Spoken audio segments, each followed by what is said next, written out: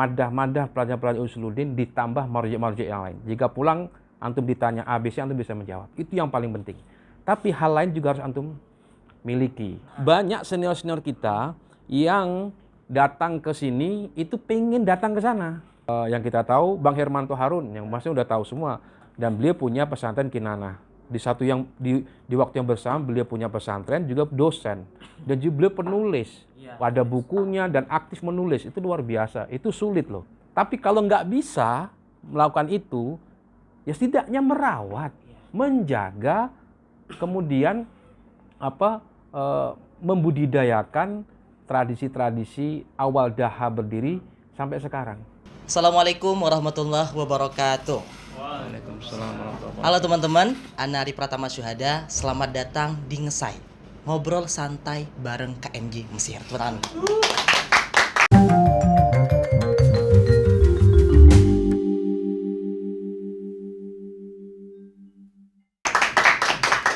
Jadi hari ini kita sudah kedatangan seorang bintang tamu, seorang narasumber senior kita yang kalau di KMJ mungkin nggak ada yang nggak kenal beliau, ya kan? Beliau adalah Abangda Heri Nur Yahdin. Assalamualaikum, apa kabar? Waalaikumsalam. Gimana?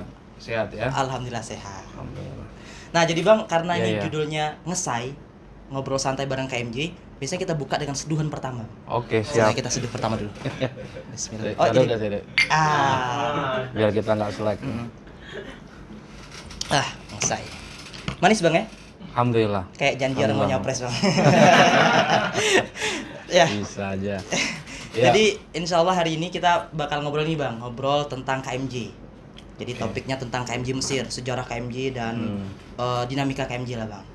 Karena kan perlu teman-teman ketahui ya, Abangda Heri Nur Yahdin ini beliau pernah menjadi gubernur KMJ ya Bang ya, tahun 2006-2007.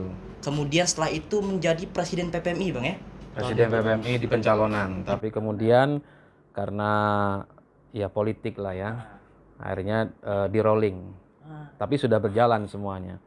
Sudah kampanye sekitar 5 seminggu ya. Tapi karena ada masalah politik, akhirnya persyaratan tuh ada yang menjanggal, akhirnya dipindah ke nomor 2. Nggak ada masalah. Kita tidak mencari nomor 1, nomor 2. Yang kita usung adalah idealisme dan visi misi bersama. Nah, itu dia. Jadi tadi di belakang sudah ngobrol juga sama Bang Heri Bang Ya. ya.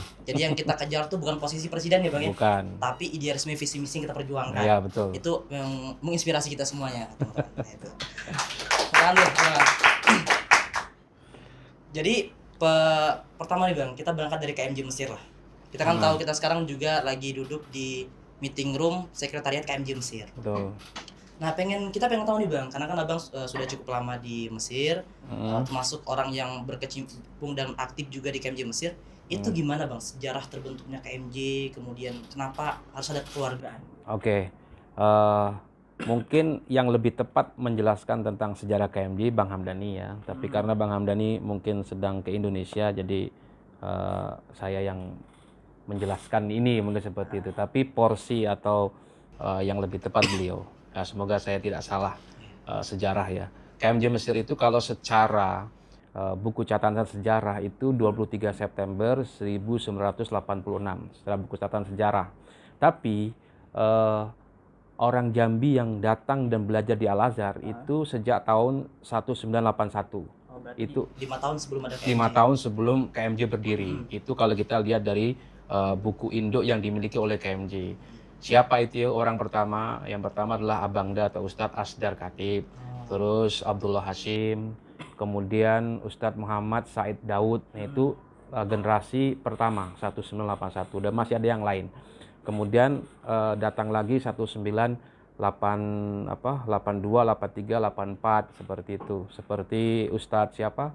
Kasfun Nazir yang dari Sawangun, terus Ustadz Husain Abdul Wahab itu 84. Beliau pernah juga datang ke sini dan tidur di Daha kalau tidak salah kan, sama anak beliau yang ada di Sudan. Beliau juga dekat dengan Bapak Gubernur HBA waktu itu, pernah datang ke sini untuk peresmian Daha.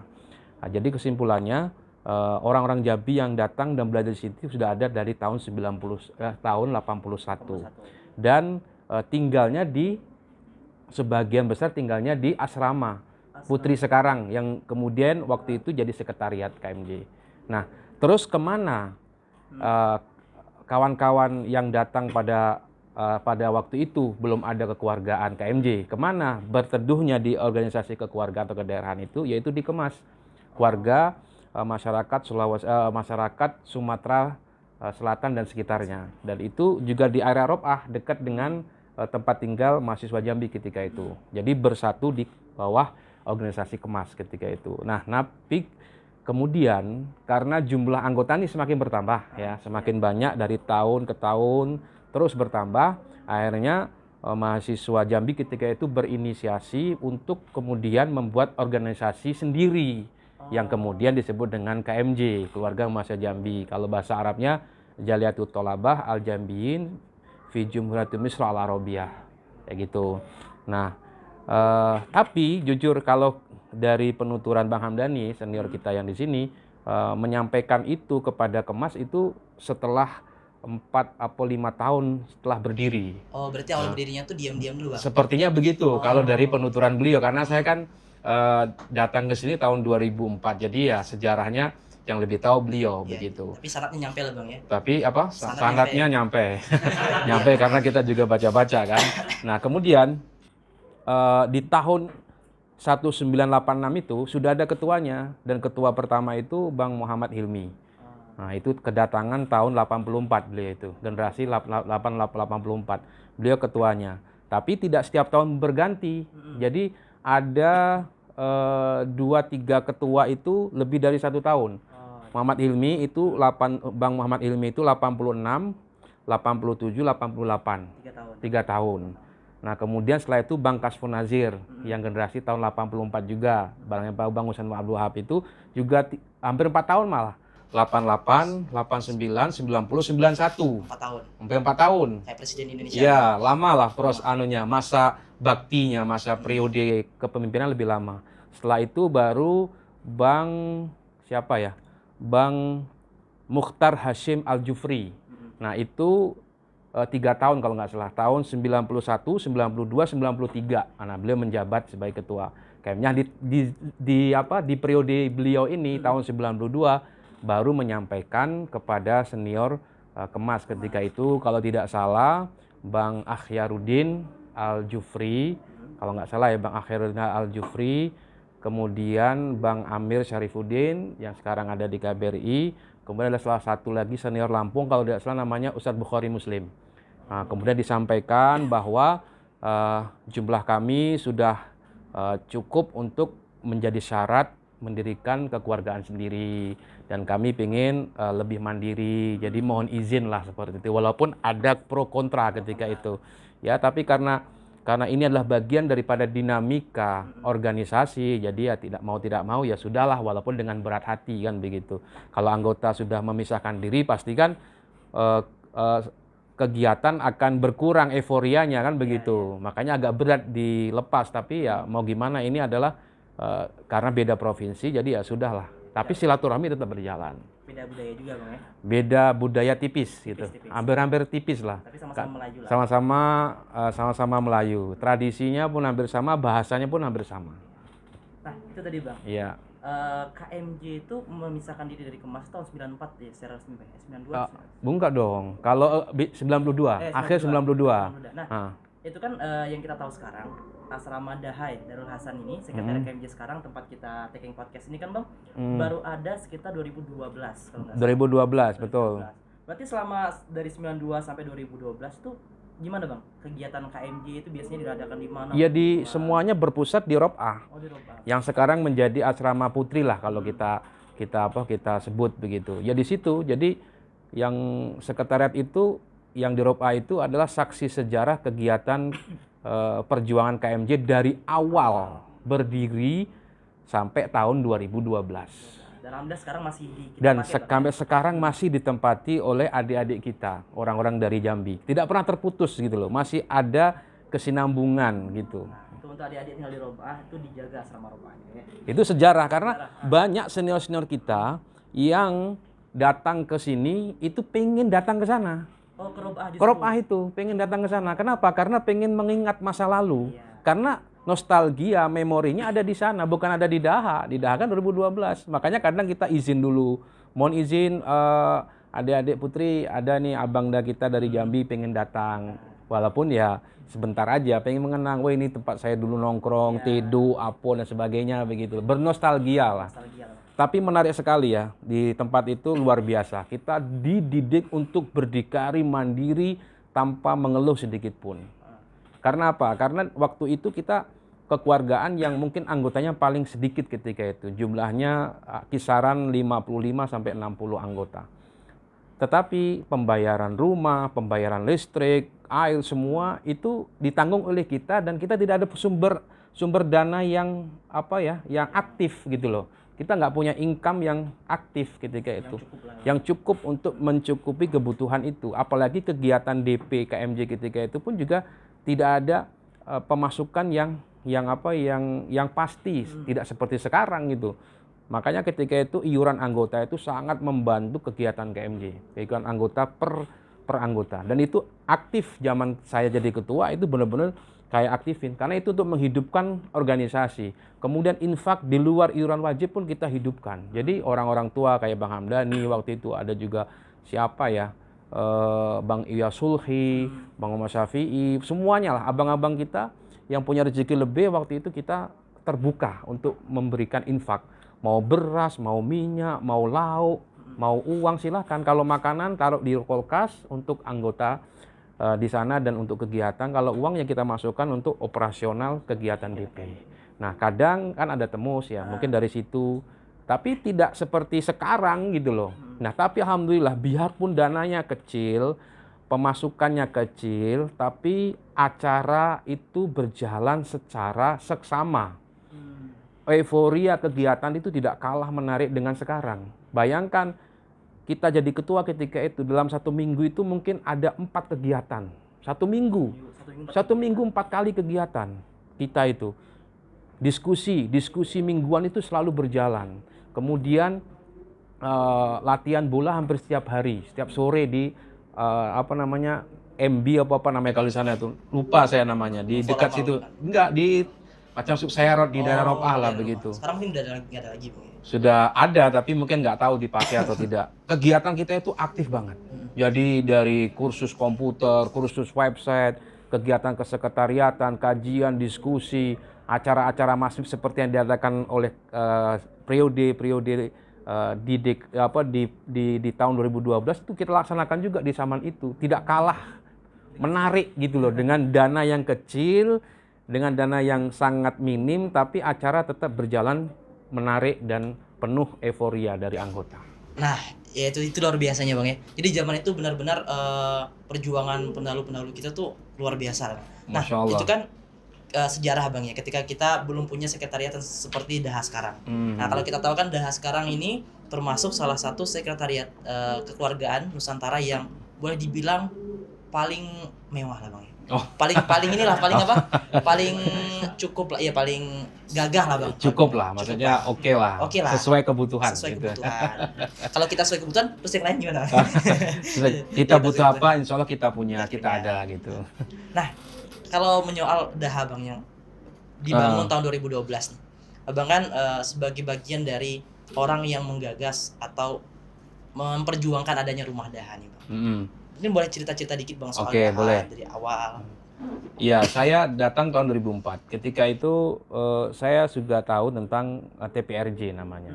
TPRJ itu Tim Pengadaan Rumah Jambi, yang satu spirit dengan PPRD. PPRD itu panitia pengadaan rumah daerah. Kalau daerah lain itu namanya PPRD. Tapi kalau di KMJ namanya TPRJ, langsung kepada Jambi, bukan umum. Kalau teman-teman seperti Gama Jatim, kemudian KSW, yang lain juga namanya PPRD, Panitia Pengadaan Rumah Daerah. Kalau kita TPRJ, Tim Pengadaan Rumah Jambi. Nah itu. Nah TPRJ itu di tahun 2004 itu ketuanya Bang Muhammad Syafi'i, Bang PI kalau kita sebutnya. Dan itu ingat betul, dan 2005 ya, 2005 itu Bang Muhammad Syafi'i. Waktu itu saya sekretarisnya, saya diminta di sekretaris dari TPRJ. Nah sebelum itu infonya ada juga ketuanya, namanya Bang Joni kalau tidak salah. Bang Joni atau Joni Musa, Bang Joni Dr. Joni Musa. Sekarang beliau ketua MUI Merangin dan punya pondok pesantren Tafaqufiddin. Baru tuh pesantrennya itu. Nah, kemudian sebelumnya juga infonya Bang Muhammad Faris BQ atau Iman Pat. Nah, itu ketua TPRJ pertama kali tahun 2003 kalau tidak salah. 2003-2004 beliau Bang Faris, kemudian 2004-2005 berarti Bang Joni, 2005-2006 kemudian Bang VI, terus lanjut lagi tuh Bang VI itu sampai 2000-2007 masih beliau kalau tidak salah. Secara catatan di mana di surat menyurat itu saya lihat masih beliau gitu loh. Jadi memang prosesnya panjang, tapi Panjang. setiap tahun ketuanya ganti-ganti terus Bang. Ganti. Nah, kegiatan apa aja tuh? Kegiatannya hanya membuat proposal, mengirim proposal, mengirim surat kepada stakeholder yang ada di Jambi, baik ke Pemda maupun ke Pemprov ketika itu. Sudah berkali-kali dicoba.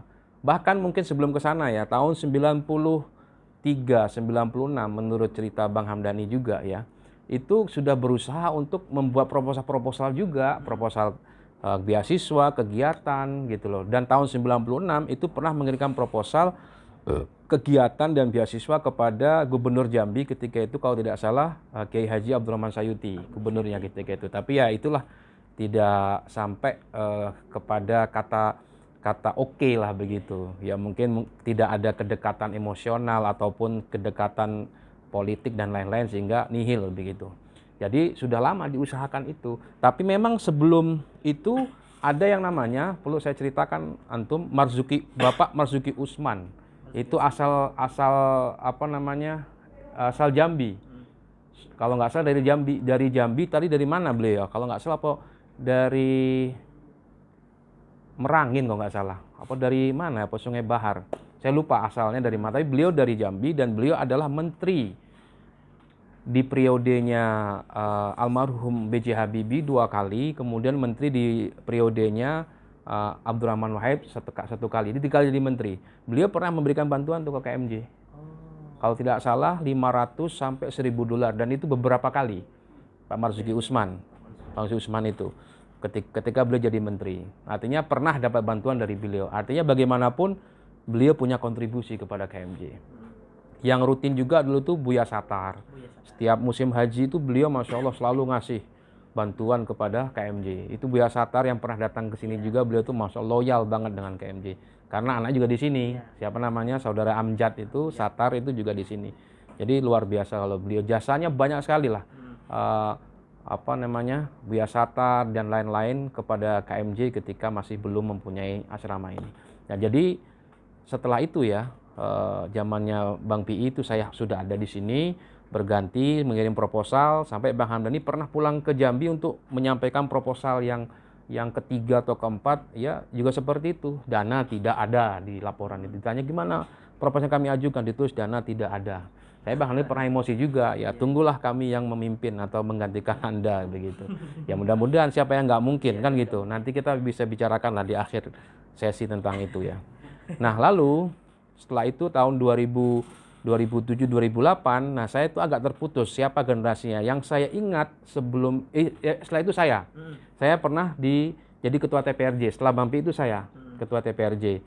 TPRJ saya juga tugasnya sama, mengirimkan proposal juga, nihil. Setelah itu tahun 2008-2009, kalau tidak salah namanya Habib dari Merangin. Nah beliau menggantikan posisi saya ketika itu sebagai ketua TPRJ. Nah di zaman beliau ini luar biasa, membuat buletin, membuat kegiatan KMJ full color. Jadi zaman itu tuh kan kita dana terbatas ya. Dana 50 pon itu udah rasanya kayak 5.000 pon zaman sekarang. Jadi dana itu terbatas. Jadi mencetak buku itu kita harus patungan. Dan waktu itu Bang Hamdani memang dapat bantuan dari siapa? Ada bantuan dari haji dan semuanya itu disimpan sama beliau untuk memang operasional TPRJ ke depan gitu loh. Akhirnya ya diambil dari situ, diambil dari iuran dan lain sebagainya, tercetaklah buku tentang kegiatan KMJ. Tujuannya apa? Disampaikan ini loh, KMJ itu ada di Kairo, ada di Mesir, ini kegiatannya, ini anggotanya, semua lengkap gitu loh. Tapi mental juga.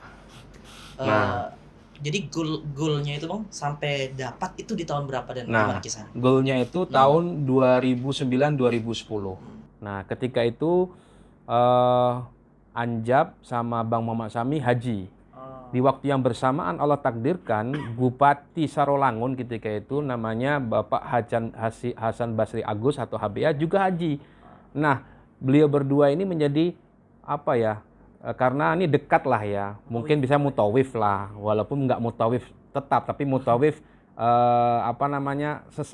mutawif sambilan. Nah, begitu. Hanya menyampaikan karena kan Pak HBA kenal dekat sama Buya Satar dan Anjab lah anaknya, jadi kedekatan emosional. Kemudian disampaikan, gimana adik-adik di Kairo? Baik, alhamdulillah. Apa yang dibutuhkan di Kairo? Ya, kami di Kairo butuh rumah, Pak, katanya. Oh gitu. Karena hampir sekian kekeluargaan yang ada di Masisir ini hampir rata-rata punya rumah. Nah, Jambi sendiri nggak punya rumah. Jadi waktu itu, jadi yang dibutuhkan apa? Yang dibutuhkan rumah daerah, rumah Jambi, sekretariat untuk kegiatan Masyo Jambi di sana. Nah, ya sudah, minta doakan. Nah, didoakanlah di Arafah itu.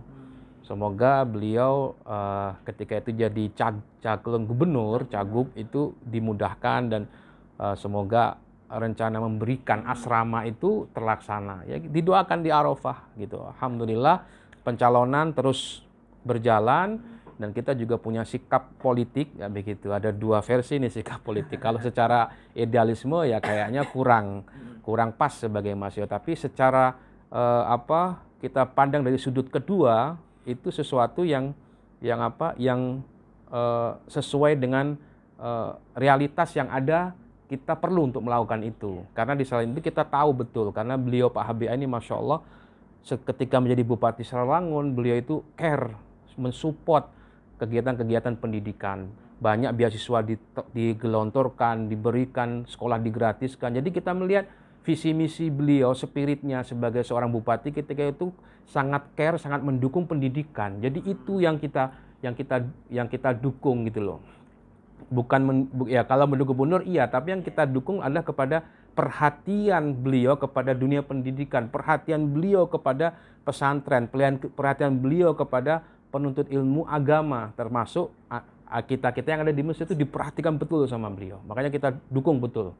Alhamdulillah takdirkan beliau jadi dan bisa merealisasikan rumah. Ketika jadi, nah disitulah kita sambut melalui Buya Satar diingatkan, Hasan, Pak HBA, jangan lupa janji buat adik-adik di Mesir. Oh iya siap, diingatkan seperti itu. Nah di tahun 2010 itu kemudian saya diminta sama Bang Hamdani, orang-orang lain semuanya lah. Ya macam ini dipanggil, didudukkan, diminta jadi ketua TPRJ lagi. Yang kedua, setelah sebelumnya jadi sekretaris juga, ketua, setelah itu selesai diminta lagi. Walaupun berat karena di waktu 2010 itu awal pertama kali saya berentrepreneur. Memutuskan saya untuk mandiri entrepreneur ketika itu. Tapi di saya bersamaan saya diminta untuk berinfak, bersedekah, berjariah kepada KMJ melalui TPRJ. Dan aku tahu ini berat karena urusannya sesuatu yang kita harus perlu banyak belajar. Belajar tentang manajemen keuangannya nanti, belajar tentang bagaimana merekonstruksi bangunan, rumah, layout, lain-lain dan semuanya lah gitu. Berat, tapi alhamdulillah. Jadi tahun 2010 itu saya sebagai ketuanya ketika itu, terus dibantu juga Anjab itu sebagai wakil ketua saya ketika itu, terus ada juga Bang Muhammad Syafi'i sebagai anggota. Waktu itu masih di sini semua. Mereka itu ada David Khalil Rahman, kemudian ada Hasanul Husna masih di sini, kemudian Bang Hamdani juga pasti. Tapi ya jujur dari semua itu ya kita anggap Bang Hamdani memang support yang luar biasa. Istilahnya kalau tanpa beliau itu mungkin pergerakan itu nggak akan bisa seperti itu gitu. Saya pun sebenarnya karena sudah berentrepreneur karena desakan beliau, ya bismillah lah dengan drama dan sebagainya saya mengiyakan. Dan karena kompak, karena kita bilang waktu kita itu ini tugas kita bersama, tidak bisa dibebankan oleh ketua saja, tapi tugas bersama. Yang menjadi stakeholder di sini waktu itu kita bilang harus bergerak bersama-sama, bergerak dan menggerakkan semua anggota karena ini agenda kita bersama.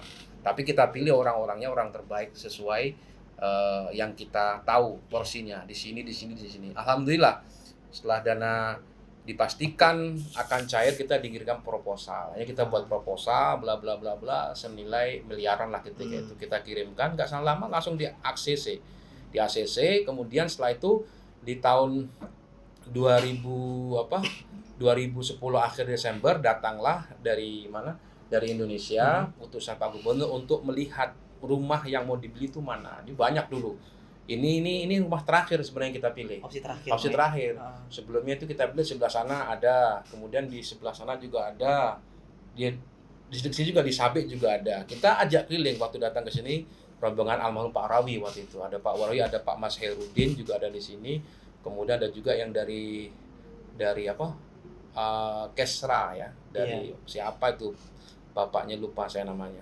Pak Mas Herudin 3 orang, terus Anjab juga datang, diminta datang juga mengawal beliau itu Pak almarhum Pak Rawi. Lihat-lihat terus kalau kami memilih yang ini Pak gitu. Hanya mereka lihat, oh ya sudahlah kami juga yang ini. Setelah itu baru besoknya nota serah tanda tangan nota penyerahan dana hibah itu. Di mana? Di sana. Di Rumah Putih sekarang itu, di Roa. Di Sekre KMJ itu. KMJ. Nah, itu kita videokan, kita fotokan, penandatangannya oleh ketua KMJ ketika itu namanya Bakri, ketua KMJ ketika itu. Ya, setelah itu udah resmi kita akan beli rumah ini. Tanda belum cair tadi. Oh, tapi udah. Udah ada ininya, ada nota dana hibah itu. Nah, habis itu selesai di sini utusan Pak Gubernur pulang ke Indonesia, setelah itu dana cair, kemudian dana itu ditransfer ke rekening KBRI, kemudian setelah itu dipindahkan dari rekening KBRI ke rekening Bakri, rekening pribadi. Karena aturannya nggak boleh sebenarnya, tapi alhamdulillah waktu itu bisa kita lakukan. Dan kemudian baru kita beli, setelah kita beli kita sewa lawyer, kemudian sewa kontraktor, kemudian habis itu kita membentuk panitia pengawas untuk pembangunan ini. Itu butuh waktu hampir 2 tahun. 2010, 11, 2012, hampir 2 tahun. 2 tahun baru ini jadi seperti sekarang. Butuh proses yang panjang dan lama finishing. Udah selesai jadi, siap untuk diresmikan, kita lihat lagi ada yang kurang. Kemudian finishing lagi 4 bulan sama Mbah Yusuf ketika itu kawan kita dari Gamaja itu hampir 4 bulan tuh kita renovasi lagi. Sampai bagus, yang kurang bagus copotin karena datang gubernur tanggal 4 Desember gubernur meresmikan 2012 itu. Tanggal 4 Desember Pak Gubernur beserta istri, kemudian Pak Usman Ermulan Bupati Tanjab Tim beserta istri juga datang, kemudian Cik Endra Bupati Sarolangun beserta istri juga datang, kemudian ada Pak Hasib Syam kalau saya. Bapak Hasib Syam itu sebagai kepala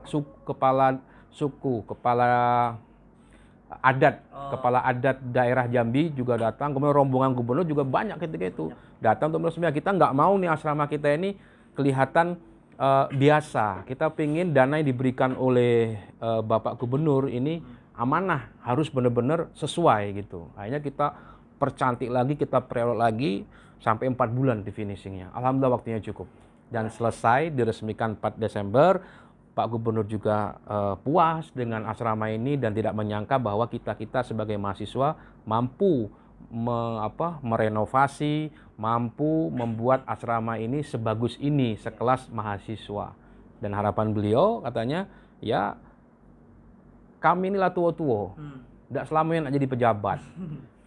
Kamulah yang muda-muda yang menggantikan kami. Artinya dia berharap dari asrama Daha ini muncul leader-leader yang bisa menggantikan posisi beliau ketika nanti pulang ke daerah. Tapi beliau menyarankan, kamu tidak usah harus ke Jambi, boleh di mana baik katanya. Boleh di Jakarta, misalkan di DPR, boleh di Jakarta di mana di Dinas Pendidikan, tapi balik lagi ke Jambi. Kalau jadi DPR di provinsi, dari DPR di pusat, jadi ke kementerian di pusat, tolong pikirkan Jambi karena Jambi ini masih agak sulit aksesnya ke pusat. Nah, beliau mengharap begitu. Enggak semua harus di Jambi, di mana baik, di luar negeri pun enggak ada masalah. Yang penting lagi-lagi kembali lagi ke daerah. Itu yang diharapkan. Jadi ya kita harapkan semoga generasi setelah ada asrama ini nanti mampu mengaminkan cita-cita dan harapan dari Pak HBA. Ya itu tadi, wah itu luar biasa ya teman-teman. Mungkin sebelum kita lanjut bang ya, Ya, karena saya lagi seduhan kedua boleh bang? boleh, siap.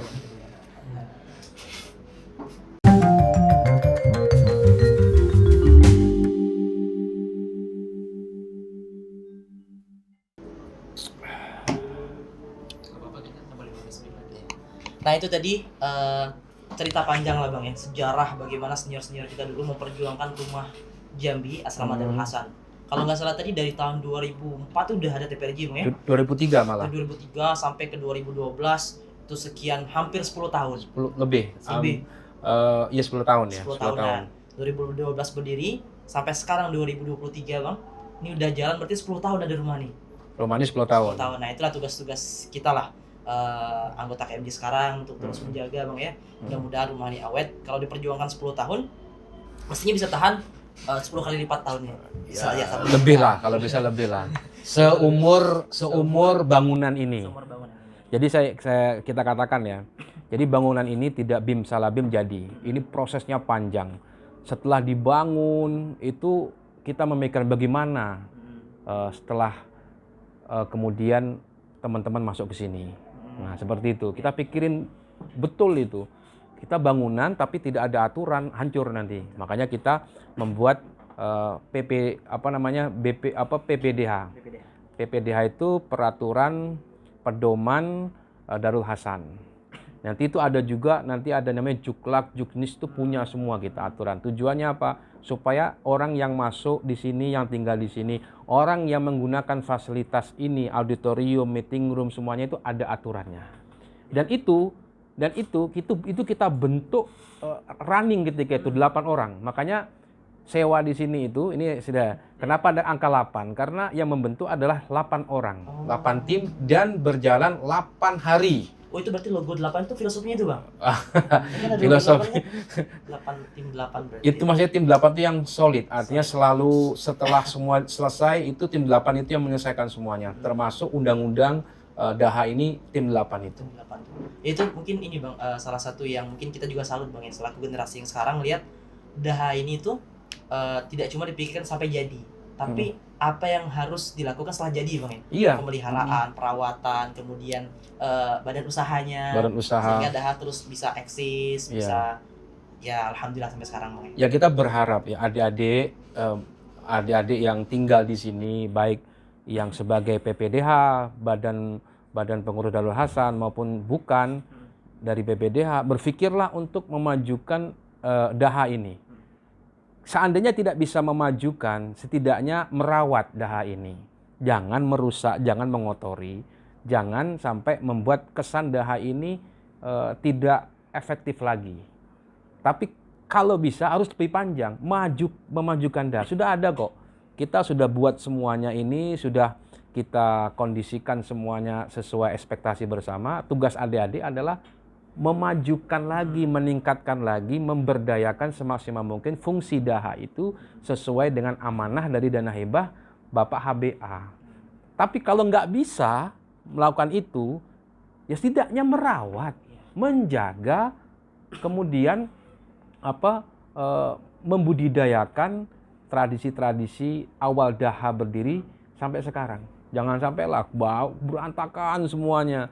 Banyak coretan-coretan, kegiatan yang sedikitlah outputnya buat anggota. Buatlah kegiatan-kegiatan yang membuat output anggota itu semakin cerdas, semakin tangkas, semakin pinter.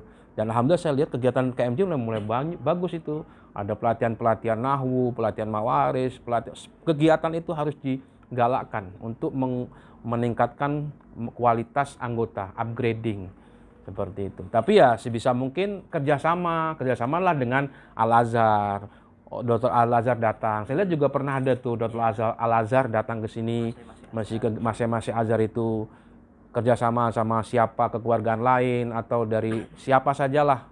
Kita namanya transformasi ilmu, transformasi pengalaman, transformasi budaya agar mindset Mahasiswa Jambi itu luas seperti yang dilakukan oleh Pak HBA. Seperti itu. Ya luar biasa ya kita dengar dari beliau semangatnya tadi bang ya. Mudah-mudahan lah bang, mudah-mudahan kami ini bisa bisa melestarikan semangat tadi bang. Setidaknya merawat dan terus seperti yang diharapkan sama Pak ABA dan abang-abang senior kita. Nah ini Bang, tadi ada pertanyaan sebenarnya. Kan sekarang kita KMJ udah banyak. Kalau mungkin dulu di zaman Abang ada anggota KMJ mungkin 50 orang, 60 orang, 100. Sekarang udah sampai 300 Bang. Kegiatan KMJ kan udah masif, udah banyak lah. Nah, ada sebagian kawan-kawan kita Bang yang mungkin akibat terlalu sering interaksi dengan orang Jambi, maka membatasi interaksi dengan orang luar. Baik orang luar yang sesama mahasiswa ataupun mungkin nggak pernah berinteraksi dengan orang-orang pelajar asing. Sedangkan kita kan di luar negeri, kesempatan emas kan untuk bisa interaksi dengan orang luar. Nah, gimana tanggapan itu? Ya, anggaplah kita tuh punya rumah. Ya, kita punya di kampung, kita punya macam saya di Serawangun. Tapi saya nggak tinggal di Serawangun kan. Tapi saya berada di mana-mana. Berada di Jawa, kemudian di Kalimantan, kemudian sekarang di Mesir, kemudian pindah-pindah ke Saudi dan seterusnya. Tujuannya apa? Tujuannya untuk membuka mindset. Tujuannya untuk membuka networking. Tujuannya awalnya untuk menuntut ilmu. Jadi biar kita tuh berkembang dan mengembang.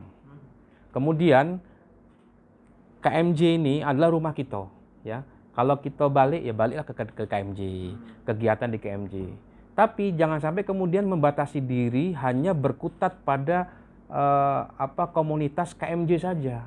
Tapi antum harus membuka pergaulan, networking keluar, baik sesama daerah lain ataupun orang-orang luar negeri, sama orang-orang Cina, orang-orang Prancis, orang-orang Tantan, orang mana lagi, orang Afrika. Kenali gimana budaya mereka, gimana kelebihan mereka, apa yang bisa kita tukarkan, ya, tukar budaya, tukar informasi, tukar ilmu dan sebagainya. Hal positif kita bisa harus ambil mumpung kita di sini. Kalau sudah sampai di Indonesia kita nggak mungkin bisa ketemu dengan mereka.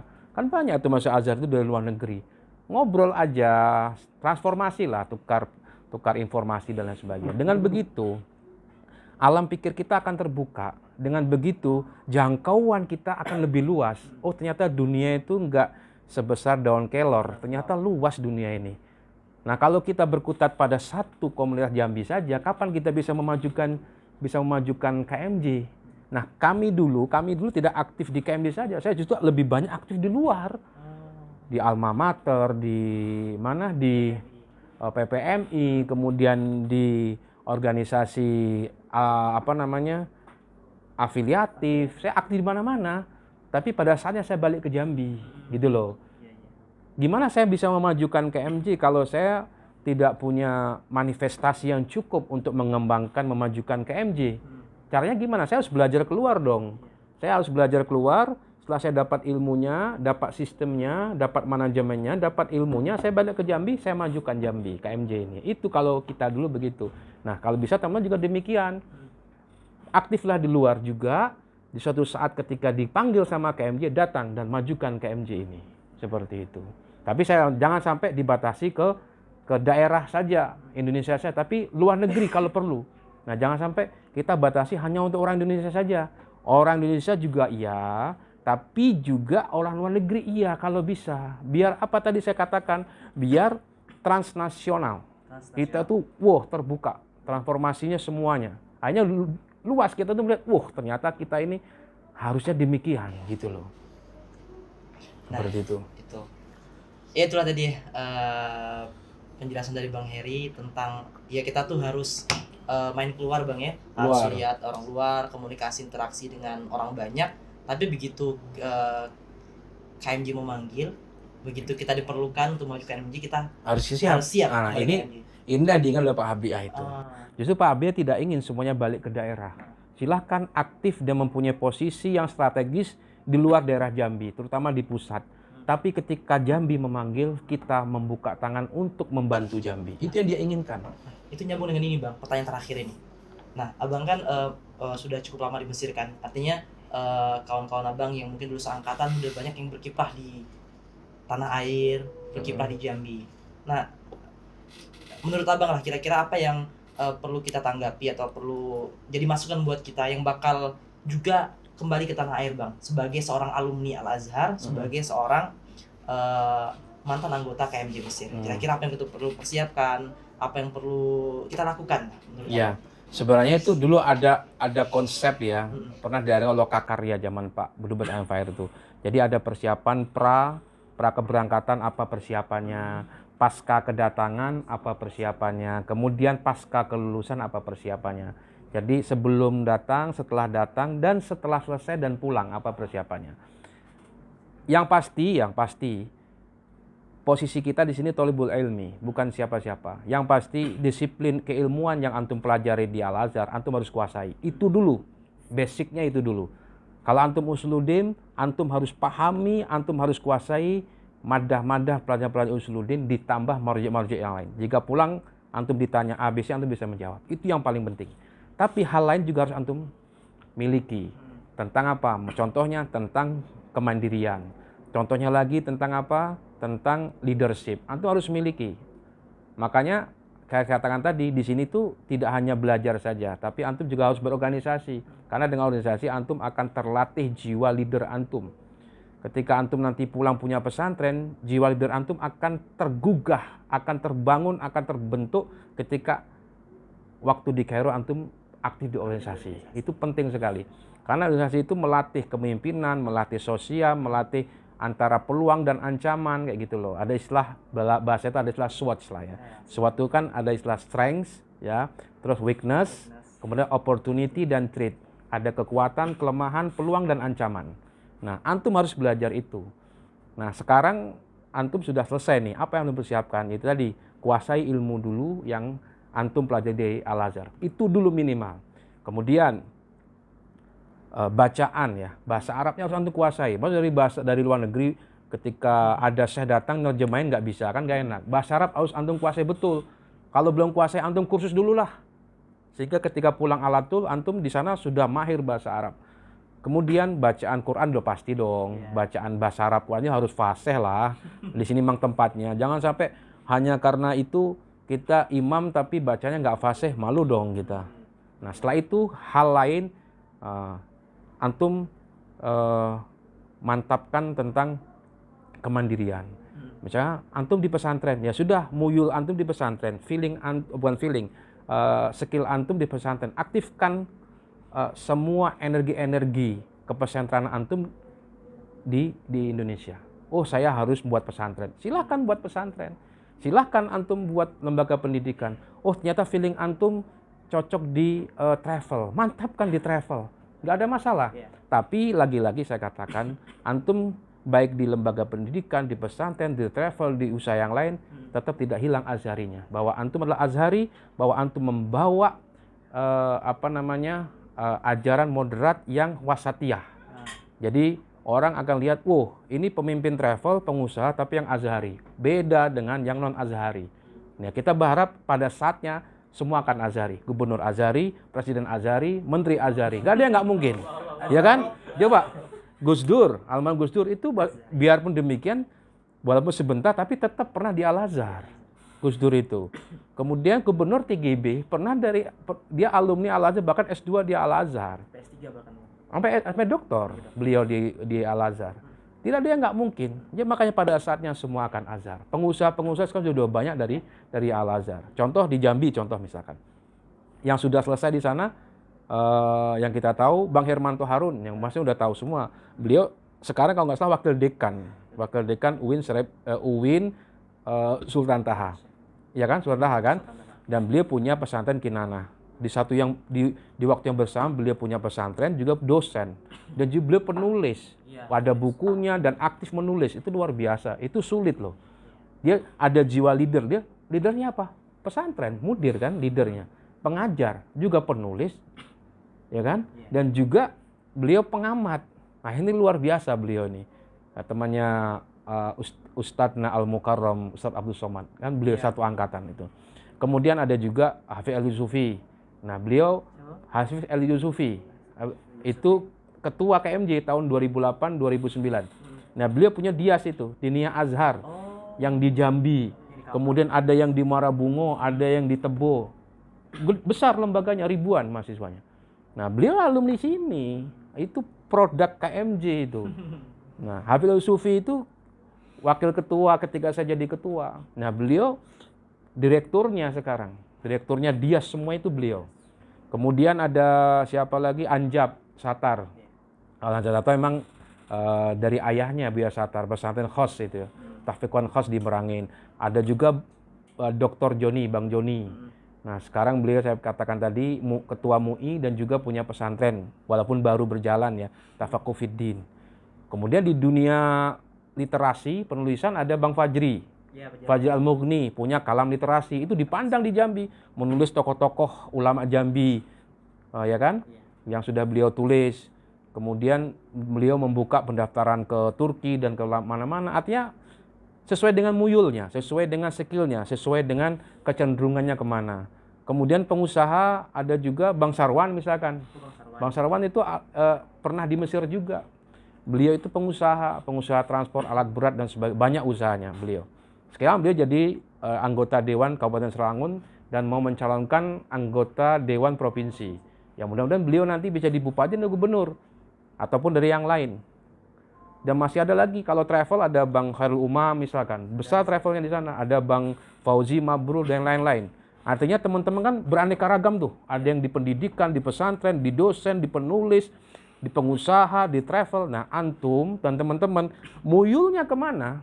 Mantapkan itu, tapi tetap antum al-azhari yang wasatiyah, yang mencerahkan umat. Itu. Tapi kita bersinergi. Yang saya sendiri-sendiri.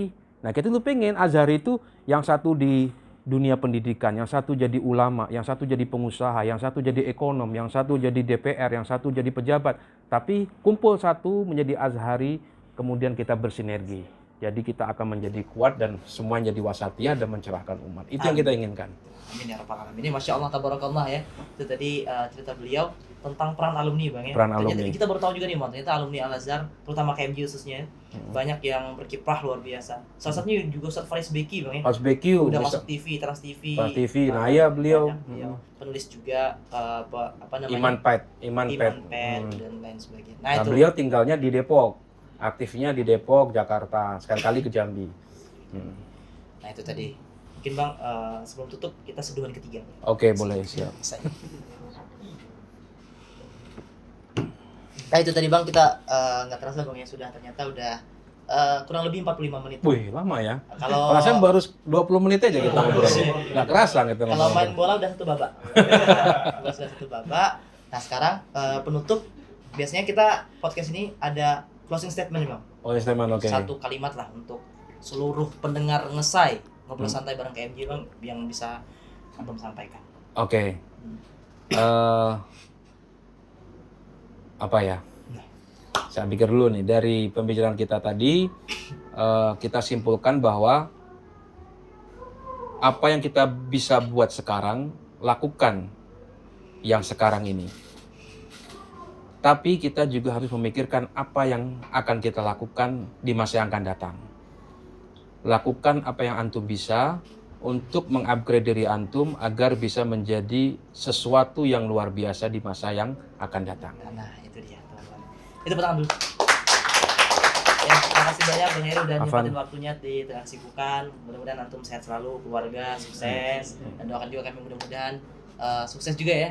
Amin Allahumma amin. Senior-senior kita yang lagi ujian munajah mudah-mudahan Bang, amin. Ya kan?